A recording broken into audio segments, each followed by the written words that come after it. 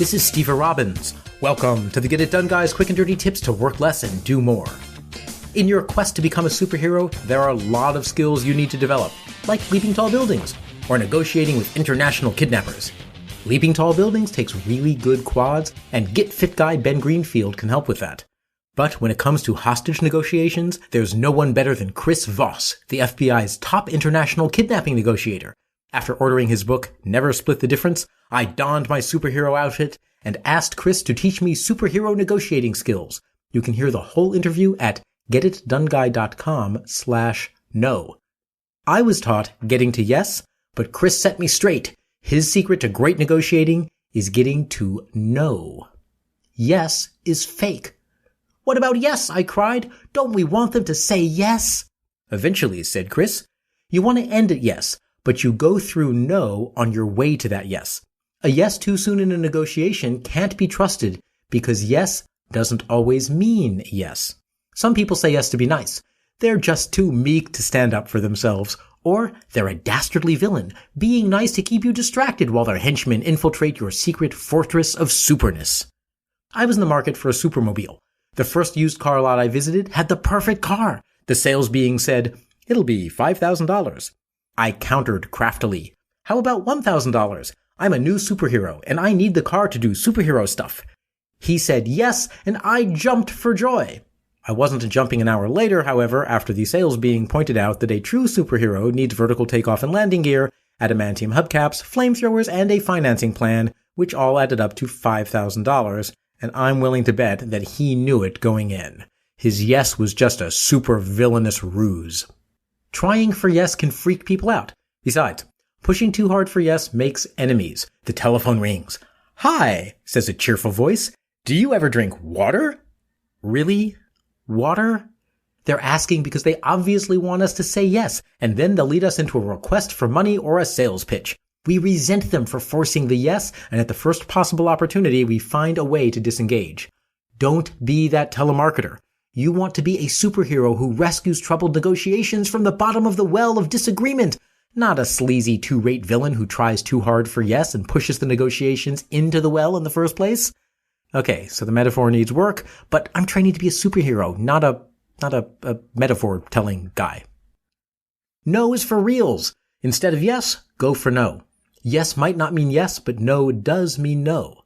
No gets real. Stripping away the false yes lays bare their real desires and kicks off the real negotiation. You found their real line of no return. But remember, they are in the room because they want agreement. So after they've said no, start engaging them. They'll engage. Ask questions like, what would work for you?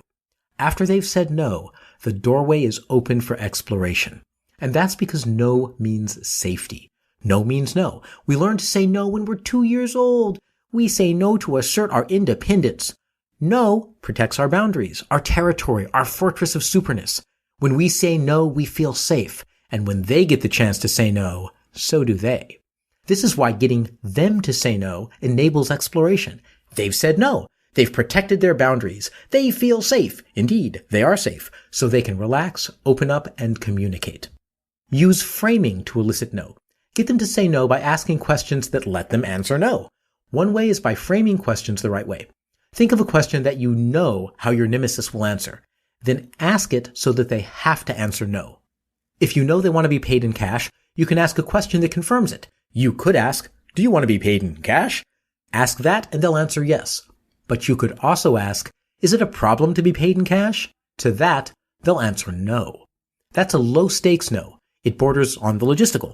Also, ask questions with higher emotional stakes. You'll get no's with more emotional resonance. Do you want your project to fail so that you get fired, drink yourself senseless, and die alone in a gutter? They'll give you a higher stakes no to that question. Every no they say will make them feel a little bit safer and willing to open up a little bit more. So phrase your questions so they answer no.